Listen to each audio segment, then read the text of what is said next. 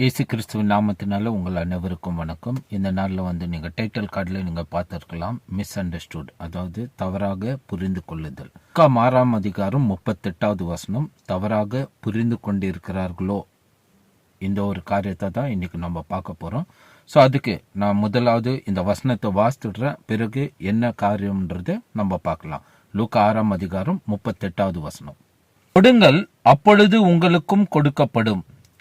அமுக்கி குலுக்கி சரிந்து விடும்படி நன்றாய் அளந்து உங்கள் மடியில போடுவார்கள். நீங்கள் எந்த அளவினால் அளக்கிறீர்களோ அந்த அளவினால் உங்களுக்கும் அளக்கப்படும். இந்த வசனம் என்னவாய் போதிக்கப்பட்டு கொண்டிருக்கிறது? ஆண்டவர் இங்கே என்ன கொடுக்க சொன்னார், என்ன இந்த வார்த்தைக்கு அர்த்தம் அப்படின்றத நம்ம பார்க்கலாம். இது ஆசீர்வாதத்துக்குரிய வசனமே இல்லை, இது வாக்கு தத்துவமோ இல்லை, இது எச்சரிப்பு, இது நியாய தீர்ப்பு. இந்த இடத்துல இயேசு நியாய தீர்க்கிறத குறித்து பேசிக்கொண்டிருக்கிறார். நம்ம தியானிக்கலாம்.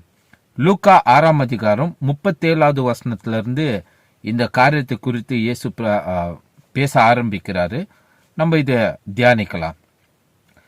37வது வசனத்துல இயேசு சொல்றாரு, மற்றவர்களை குற்றவாளிகள் என்று தீர்க்காதிருங்கள், அப்பொழுது நீங்களும் குற்றவாளிகள் என்று தீர்க்கப்படாதிருப்பீர்கள்.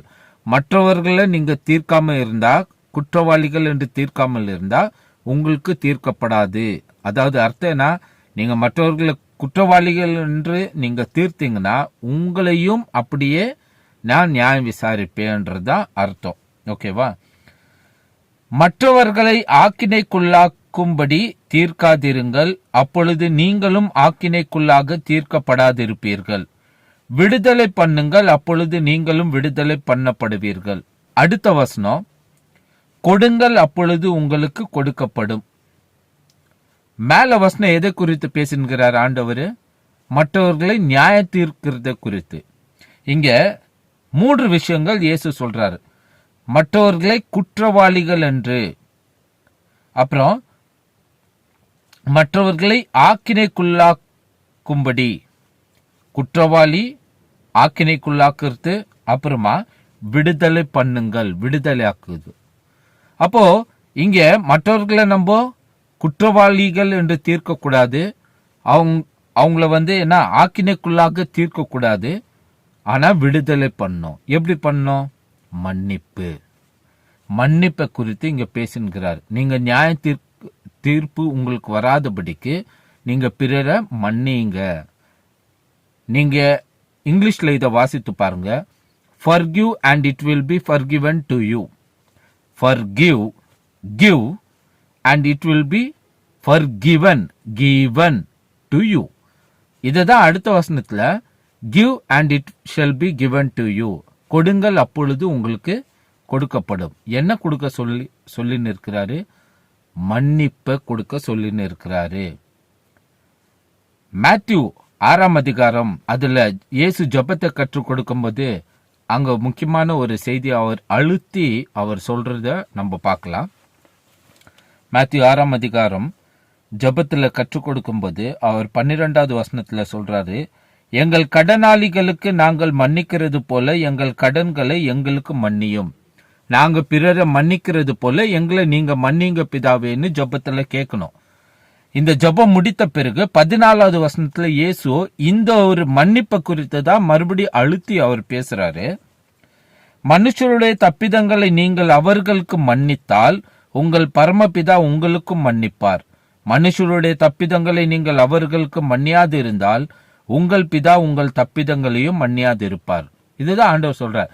நீங்க மன்னிச்சிங்கன்னா உங்களை அவர் மன்னிப்பார். இதுதான், நீங்க மன்னிப்பு கொடுத்தீங்கன்னா ஆண்டவர் உங்களுக்கு மன்னிப்பை கொடுப்பார். இதுதான் இங்க நியாயம் விசாரிக்கிறத குறித்து, நியாய தீர்க்கிறத குறித்து தான். இப்ப நம்ம ஒருத்தரை மன்னிக்கிறோம்னாக்கா அவங்கள நியாய தீர்ப்போமா? நம்ம நியாய தீர்க்கிறத விட்டா மன்னிக்கிறோம்னு அர்த்தம்.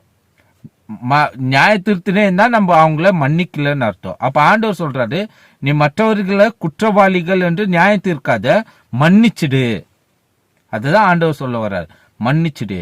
தொடர்ந்து இந்த 38வது வசனத்துக்கு அப்புறம் கீழே நம்ம வாசித்து பார்ப்போம்னா, பின்னும் அவர் ஒரு ஓமையை அவர்களுக்கு சொன்னார்.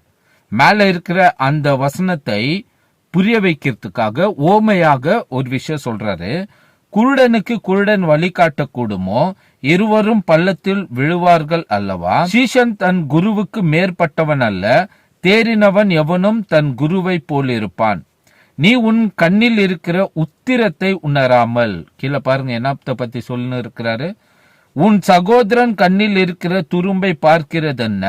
அல்லது நீ உன் கண்ணில் இருக்கிற உத்திரத்தை உணராமல் உன் சகோதரனை நோக்கி, சகோதரனே, நான் உன் கண்ணில் இருக்கிற துரும்பை எடுத்து போடட்டும் என்று நீ சொல்வதெப்படி?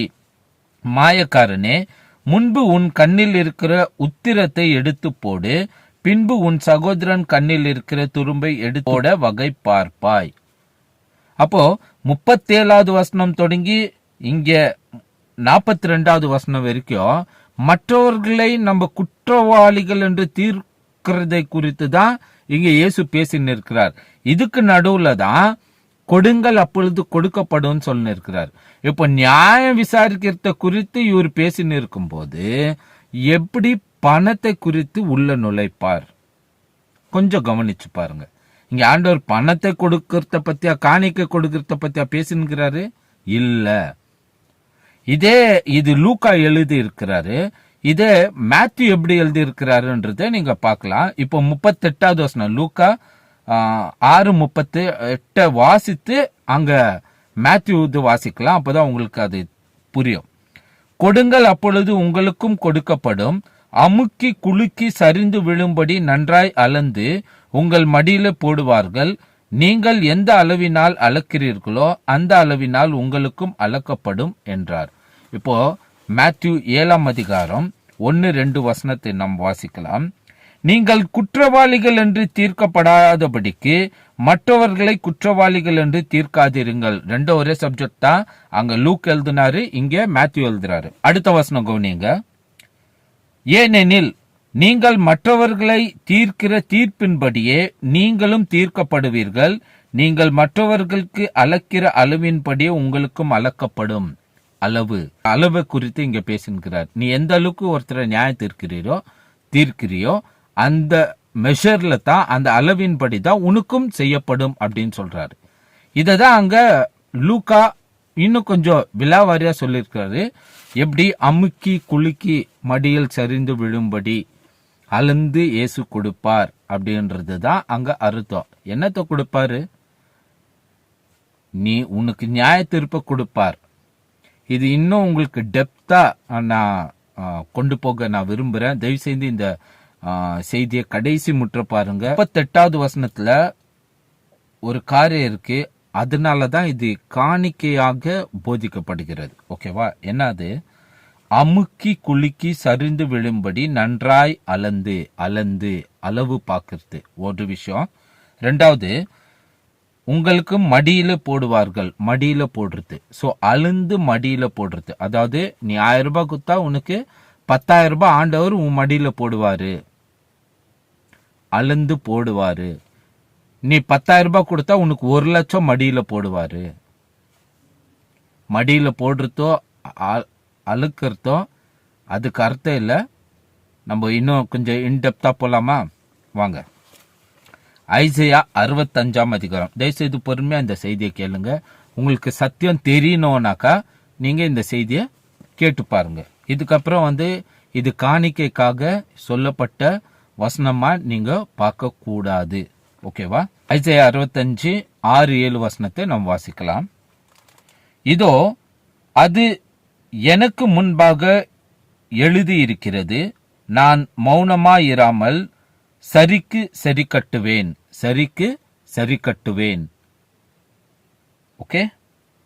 உங்கள் அக்கிரமங்களுக்கும் மலைகளில் தூபம் காட்டி மேடைகளின் மேல் என்னை நிந்தித்த உங்கள் பிதாக்களுடைய அக்கிரமங்களுக்கும் தக்கதாக அவர்கள் மடியிலே சரி கட்டுவேன். நான் அவர்கள் முந்தின செய்கையின் பலனை அவர்கள் மடியிலே அளப்பேன் என்று கர்த்தர் சொல்லுகிறார். எதை அளப்பேன்றாரு? எதை மடியில போடுறேன்றாரு? நல்லா புரிஞ்சுக்கோங்க. காணிக்கை இல்ல, 1000 ரூபாய் குத்தா 10,000 ரூபாய் இல்ல, ஆண்டவர் சொல்றாரு, உன் அக்கிரமத்தின் கிரியைகள் அதுக்கு தக்கதாக நான் உன் மடியில போடுவேன், அளந்து போடுவேன்றாரு. பணத்தை அல்ல, ஆசீர்வாதத்தை அல்ல, நியாய தீர்ப்பை. அதுக்கு தான் சொன்ன இது எச்சரிப்பின் வார்த்தை, இது வாக்குத்தத்தம் அல்ல. ஓகே, 79வது சங்கீதம் 11-12 வசனம் வாசிக்கலாம். கட்டுண்டவனுடைய பெருமூச்சு உமக்கு முன்பாக வரட்டும், கொலைக்கு நியமிக்கப்பட்டவர்களை உமது புயபலத்தினால் உயிரோடே காத்தருளும். ஆண்டவரே, எங்கள் அயலார் உம்மை நிந்தித்த நிந்தையை 7 தனையாக அவர்கள் மடியிலே திரும்ப பண்ணும். மடியில ஏதோ பண்ணுமா? நல்லா கவனிங்க. எங்கள் அயலார் உம்மை நிந்தித்த நிந்தையை, அவங்க பண்ண அக்கிரம செய்கையை 7 தனையாய், இது அளவு எங்க போடணுமா? 7 தனையான அளவு எங்க போடணுமா? மடியில போடணுமா அக்கிரமத்தை. அடுத்து யோபு 31-33 வாசித்து பார்க்கலாம். நான் ஆதாமை போல் என் மீறுதல்களை மூடி என் அக்கிரமத்தை என் மடியிலே ஒளித்து வைத்தேனோ, என் அக்கிரமத்தை என் மடியில ஒளித்து வைத்தேனோ என்று இங்க கேட்கிறார். மடியில என்ன இருக்கு? அக்கிரமம். ஓகேவா? அடுத்து எரேமியா 32ஆம் அதிகாரம் 18வது வசனத்தை வாசிக்கலாம். 1000 தலைமுறைகளுக்கும் கிருபை செய்கிறவரும் பிதாக்களுடைய அக்கிரமத்தை அவர்களுடைய பின்னடியார் பிள்ளைகளின் மடியிலே சரி கட்டுகிறவருமாகிய சேனைகளின் கர்த்தர் என்னும் நாமமுள்ள மகத்துவமும் வல்லமையும் உள்ள தேவனே. மடியில எதை சரி கட்ட போறாரு? அக்கிரமத்தை அவர்களுடைய பின்னடியார் பிள்ளைகளின் மடியிலே சரி கட்டுகிறவரும், மடியிலே சரி கட்டுகிறவருமாகிய. மடியில எதை சரி கட்டுறாரா? அக்கிரமத்தை. பணத்தை கொடுப்பது அல்ல. ஆனா இது பணம் கொடுக்கிறதாகவும் தசமாபாகம் காணிக்கை கொடுக்கிறதாக இது பெரும்பாலாக இது பிரசங்கிக்கப்படுகிறது. இது காணிக்கைக்காக ஆண்டவர் சொன்ன வசனமே இல்லை. இது நியாய தீர்ப்புக்குண்டான வசனம். இது பயம் வரக்கூடிய வசனம். ஸோ கான்டெக்ஸ்ட்ல இது படிங்க. எப்பொழுதுமே ஒரு வசனத்தை எடுத்து போதிக்கிற ஒரு விஷயத்துல நீங்க கொஞ்சம் அதுக்கு முன்னும் பின்னுமாக எடுத்து வாசித்து இதோட உண்மையான காரியங்களை நீங்கள் புரிந்து கொள்ளுங்கள். மீண்டும் அடுத்த வீடியோவில் பார்க்கலாம். நன்றி, வணக்கம்.